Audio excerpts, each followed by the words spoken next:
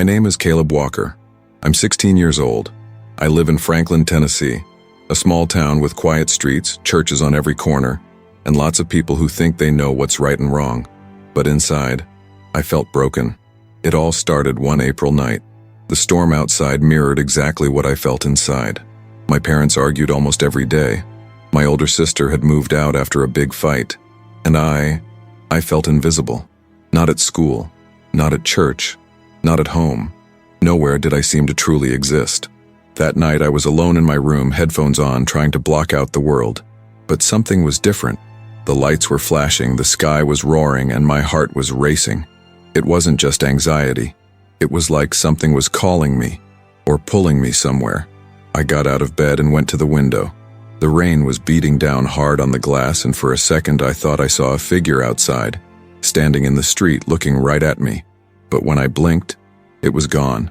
I felt a chill, not from fear but from something deeper, a kind of warning. I went back to bed trying to convince myself that it was just tiredness. That's when it all happened. My body felt light, so light that I felt like I was floating. I tried to scream, but my voice wouldn't come out. The room began to spin, and suddenly I was pulled into a darkness so intense that it seemed to swallow even my thoughts. I was dying. I knew it, but I felt no pain, just a total absence of everything. Until in the middle of the darkness I heard screams, real screams, screams that came from all sides. And the heat was unbearable. That's when I realized I wasn't just unconscious. I had crossed the line. I was somewhere that was no longer of this world. And that place was hell. But this is just the beginning. I know it's hard to believe. I wouldn't believe it either if I hadn't felt every second burning my soul. When I realized where I was, the ground beneath my feet felt like burning coals. There was no sky, just an oppressive, dark, suffocating void, and a smell of sulfur so strong it seemed to burn my nostrils. The air was heavy. Every breath felt like it tore me apart. The screaming, my God, the screaming. They weren't just cries of pain. They were cries of despair, of eternal anguish, of people who knew there was no turning back. Distorted faces appeared in the shadows. Men, women, young people, all writhing, begging for something that didn't exist there. Forgiveness. I saw a woman clinging to the legs of a dark figure, begging, "Forgive me. I didn't know," she repeated as she was dragged into even deeper darkness. No one answered. No voice but the pain. It was as if each soul was condemned to relive its worst moments over and over again. I tried to run, but there was nowhere to go. Everywhere I looked, it was more of the same. Suffering, remorse, and screams that seemed to echo inside me. I started to remember the times I ignored my mother when she asked for help, the lies I told, the times I chose to laugh at other people's pain, just to fit in. It all came back to me as if someone was pointing it out to me. You too, Caleb. You've been walking away from the light too. That's when I saw children, yes, children, trapped in glass bubbles, as if they were being forced to watch everything, unable to escape. Their eyes were wide open. They weren't crying. They just stared, in complete terror. It tore me apart inside. I fell to my knees, not knowing what to do. God, get me out of here, please, get me out of here. And it was at that moment, when I reached my limit, that a light appeared in the midst of the darkness. It was soft, almost imperceptible at first, but it grew, like a calm breeze in the midst of chaos. And within that light, there was someone. A figure was approaching, and no matter how hard I tried to look away, my eyes couldn't, because within that glow, there was peace. And that's when I first heard the voice that would change my life forever. You still have a choice, Caleb. You still have a choice, Caleb. That voice didn't sound like thunder.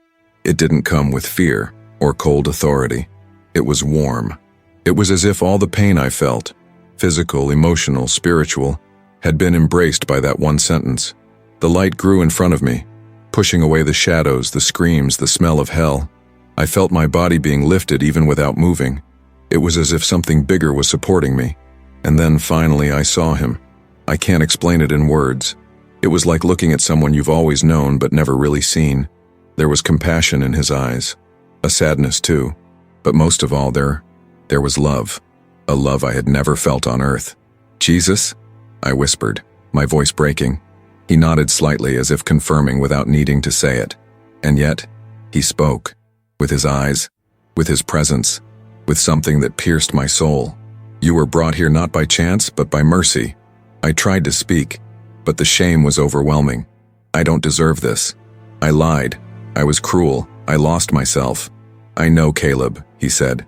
But still, I'm here. At that moment I cried. I cried like a child. Not because of the screams I heard or because of the images of hell. I cried because I understood that, even though I was imperfect, someone like him still believed in me. You will have the chance to come back, but it won't be the same as before. I looked up, confused. Back? Jesus then looked into the distance as if seeing something beyond time. There are 3 things you need to tell the world. 3 warnings. They are not about fear, Caleb, but about choice, about love, about what can still be saved. And then he came closer. When he reached out and touched my forehead, I saw images, quick, intense, a world growing more and more alone, hearts hardened, but also outstretched hands, people helping people, light in the darkness. These are the 3 warnings, he said. You will remember them, one by one, when you return. Do not fear contempt, fear silence. I felt a wave of heat invade my body. My eyes began to close by themselves. The light was moving away, and before everything went dark again, I heard his voice for the last time. Tell the truth, even if it hurts, because only the truth can heal. And then, hell broke loose, and I woke up. The first thing I felt was pain. Not the unbearable burning pain of hell, but real human pain. My chest burned, my eyes felt heavy, and there was a deafening buzzing around me. He's coming back. Caleb, Caleb. I heard voices, many, but the loudest was my mother's. She was crying, and at the same time, she held me as if her simple touch could keep me here, in the world of the living. I opened my eyes slowly. White lights, sirens in the background. I was lying on the floor of my house, surrounded by paramedics and my family in shock. Oh my God, he's back, my father said, his voice breaking. The paramedic standing over me looked shocked. He was still for 2 minutes. There was no pulse. And now, my throat was dry, but I managed to mutter a single word. Jesus. Everyone fell silent.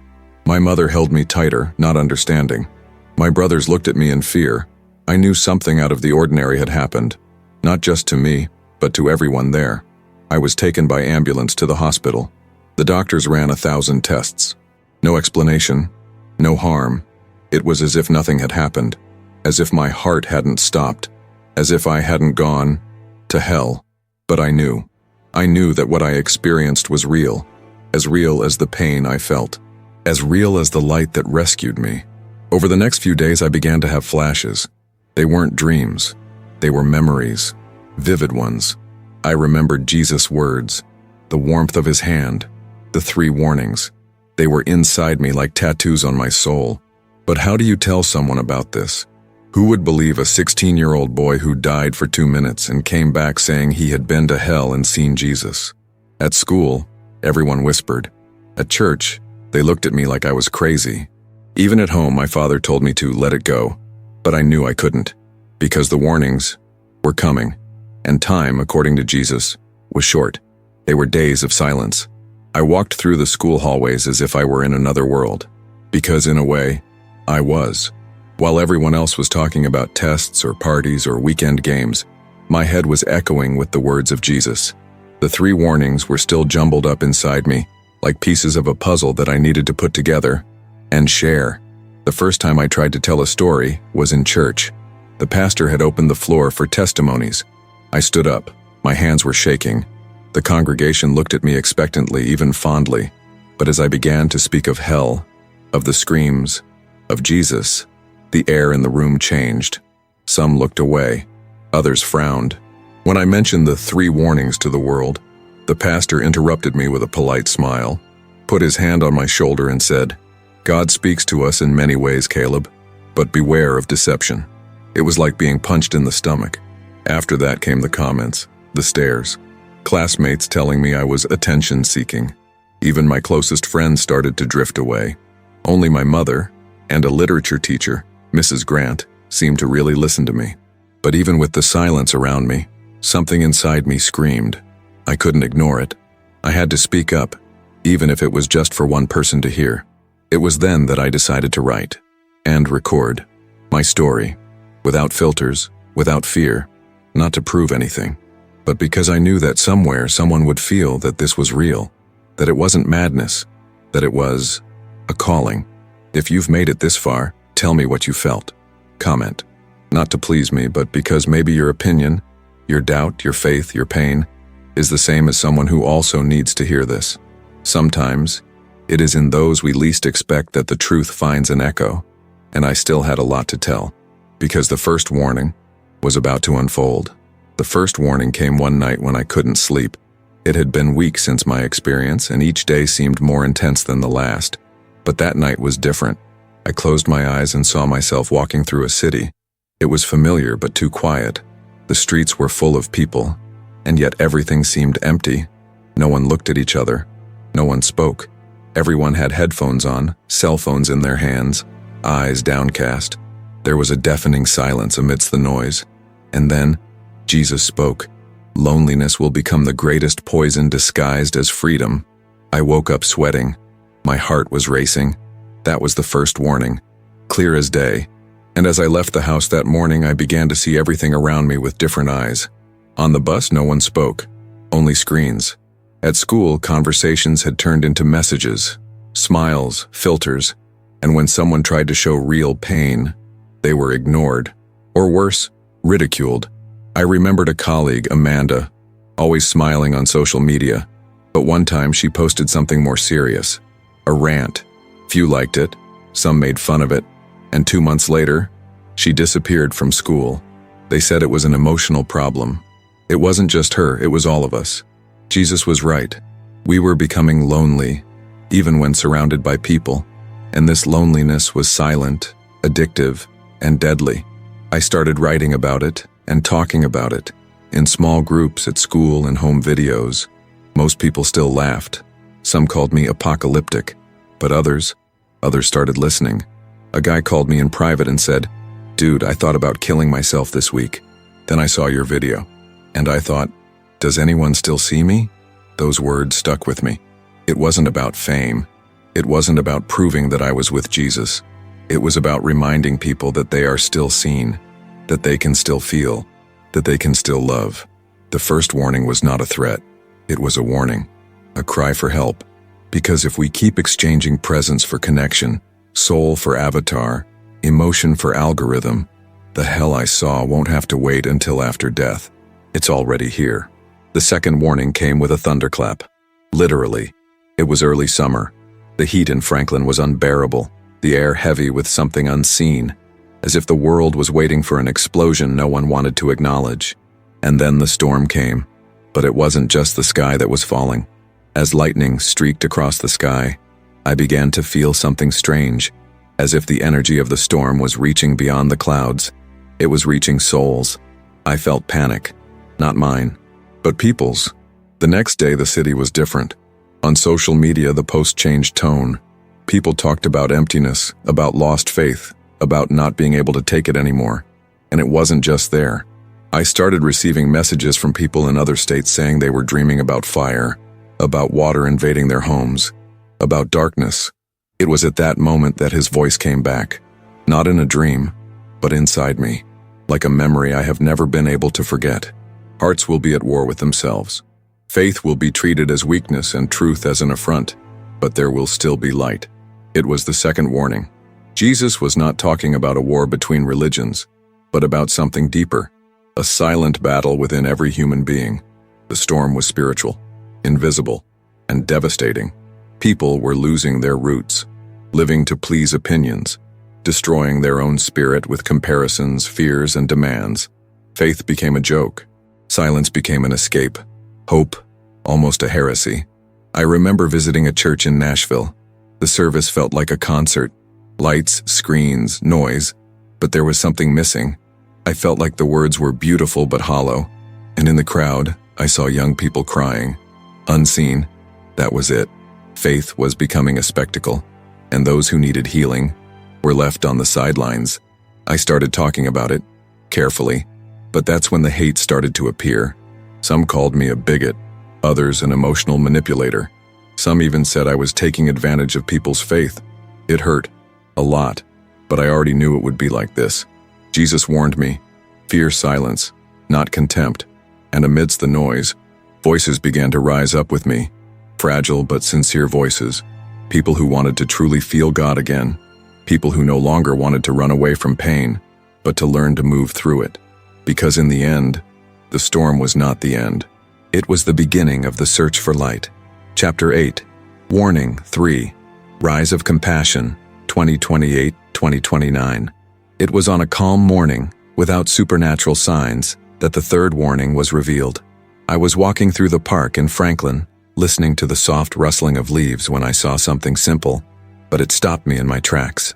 An elderly man was trying to cross the street with a shopping cart. Many people passed by him. Some even looked, but no one stopped. Until a girl, she must have been about 9 years old, dropped her cell phone, ran up to him and said, "I'll help you, okay?" She smiled, and he cried. At that moment, everything made sense. Jesus' voice did not come with thunder this time. It came with gentleness. Love will resurface, first as a seed, then as a cure. This was the third warning. Not a threat, but a promise. Not a punishment, but a hope. Jesus showed me, back then, that even in the face of chaos, humanity still had a choice. And that choice was compassion. I started seeing signs of this everywhere, small actions, people offering food on the street, young people coming together to help the homeless, people who used to hate each other, now talking. Little by little, something was changing. But this change was not collective. It was personal. It was an intimate decision made by each individual. It did not come en masse. It came in gestures. I understood then that the 3 warnings did not come in sequence by chance. First, loneliness, then spiritual collapse, and finally, the chance for redemption, to return to what is essential, to what really matters. It wasn't about religion, it was about humanity. And more than that, it was about taking action. There was no need to wait for a tragedy to reach out. There was no need to feel it in your heart. There was need to feel it in the other person. The third warning is a window. Open, but not forever. Jesus said, "Compassion will be the last bridge before the abyss. Whoever crosses it will find light. Whoever ignores it will fall by choice, not by fate." I kept those words as a reminder, and I began to live by them, even when I was afraid, even when I was judged. Because if love can be reborn, it needs someone to light the first match in the darkness. Nothing prepared me for what came next. I thought that by sharing all of this, the experience, the warnings, the vision of Jesus, people would feel the same way I did. I thought there would be emotion, reflection, even transformation.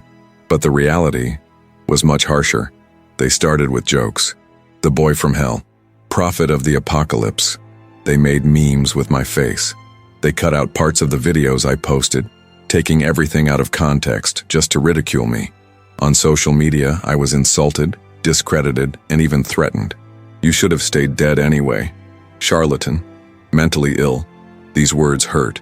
Even though I know they came from fear, from ignorance, they hurt. There was a day when I seriously thought about disappearing, erasing everything, pretending it never happened, being just another teenager trying to get through life without being noticed. But then I received a letter. Yes, a letter, handwritten in blue pen. It was from a woman named Clara, from Ohio. She said that after watching my video, she decided to forgive her mother, whom she hadn't spoken to in 15 years. And the next day, she called her mother. They cried for hours. They met. They hugged. The letter ended like this: "If you had given up, I wouldn't have found what I needed most. Thank you for not keeping quiet." It broke me inside, but in the best way. That's when I understood. The truth is never accepted immediately, especially when it demands change. Still, I would keep talking, because it wasn't about me, it never was. Some churches started calling me, others blocked me. TV shows wanted to interview me, but only if I dramatized it more. I refused, because I didn't want a spectacle. I wanted to awaken people. And then, something started to change. People who had previously attacked me began to listen to me. 1 or 2 at first, then dozens. It wasn't a crowd, but it was an echo. And an echo can become a voice in motion. I was crossing the valley of disbelief, and there, deep down, I realized, if you continue even when no one believes you, It's because your faith doesn't depend on acceptance. It depends on conviction. And my conviction was clear. The warnings were not the end. They were the beginning of the choice. It didn't happen overnight. There were no fireworks, no headlines. But it happened. Change began in Franklin. And it started small. First, there was Josh, a schoolmate who never spoke to anyone. One day he showed up with a makeshift sign, "Free hugs at lunch." Most people laughed. But on the second day he had to wait in line. Then came the initiative of Mrs. Grant, my teacher. She created a listening circle called Silent Voices, where any student could vent without judgment. The meeting started with 5 people. Within a month there were 30. I saw neighbors who never spoke to each other start sharing tasks. Young people cleaning parks. Churches of different denominations coming together to deliver food to the elderly. People who disagreed on everything, finding a common ground, taking care of each other. I remember one scene in particular. It was a Sunday afternoon. A tough-looking man, who had always criticized my videos, approached me in front of the supermarket. I thought he was going to confront me, but he just said, "My son tried to take his own life. I didn't understand why, until I saw your video about loneliness. Now, we're talking again. Thank you." At that moment I knew something was happening.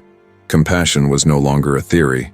It was taking shape, passing from person to person, like a flame burning in the darkness.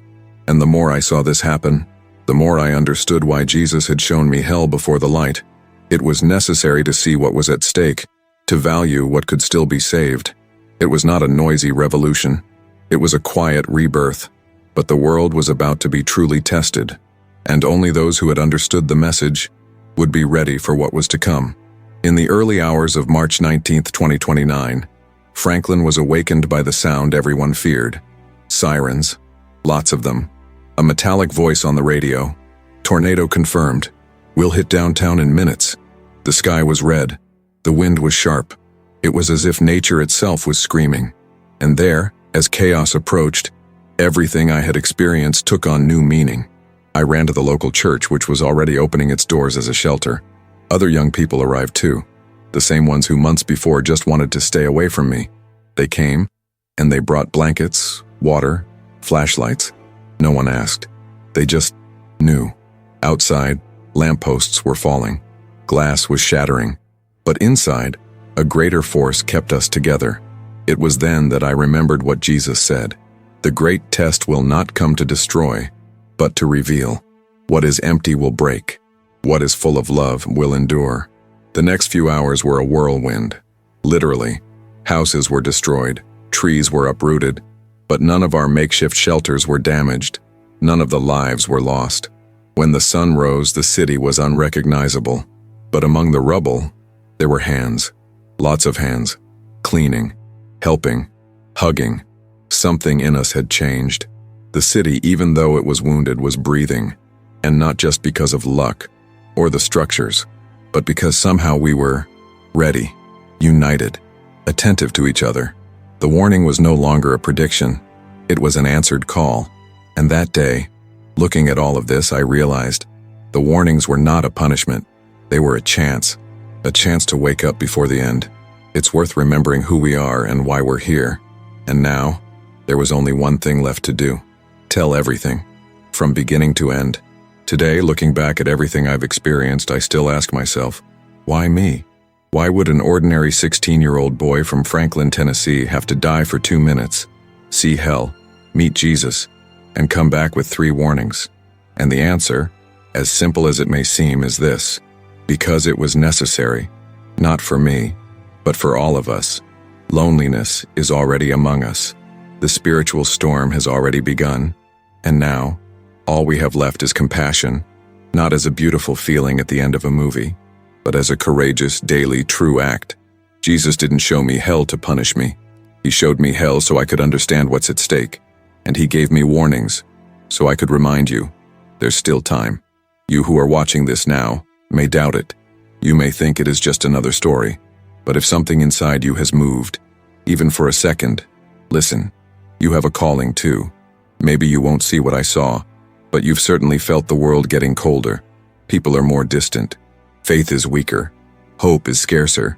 But you can also rekindle the flame.